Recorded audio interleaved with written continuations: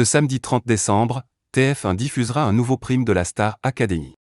Cette semaine, les académiciens ont été confrontés à un gros changement. Au lieu de 3, seulement 2 élèves sont désormais nominés. Cela signifie qu'ils ont moins de chances d'être nominés, mais une probabilité plus élevée d'être éliminés s'ils le sont. Quoi qu'il en soit, les professeurs ont désigné Candice et Djibril, qui ont bénéficié d'un soutien constant lors des nominations, à l'issue des évaluations. Il est impossible pour le moment de connaître l'issue du prime.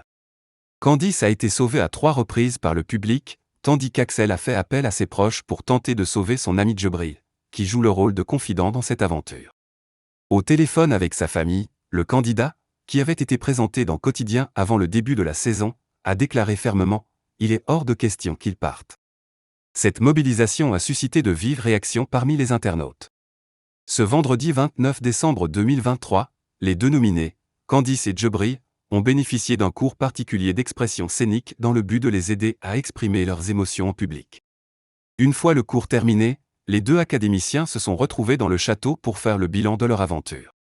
Par exemple, Djibril a révélé qu'il aurait aimé être choisi pour interpréter les chansons What About Us de Pink ou encore Bloody Mary de Lady Gaga, des tubes qui avaient été chantés par Margot. D'ailleurs, Djibril a déclaré qu'en cas d'élimination, il se consacrerait pleinement à la musique sans attendre. « Je trouverai ma petite équipe, je composerai, j'enregistrerai », a-t-il promis, avant de confier ses grandes craintes s'il venait à être éliminé. Ce qui me fait le plus peur en sortant, c'est de retrouver ma routine d'avant.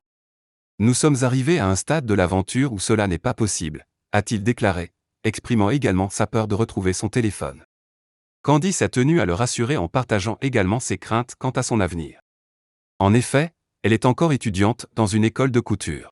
« Je n'aurai pas terminé mon mémoire, j'en suis à un stade où c'est critique. Je pense que la première étape est passée, et si je n'ai pas validé cette première étape, je ne pourrai pas passer au suivant, s'inquiète-t-elle. Cette aventure a véritablement bouleversé leur vie.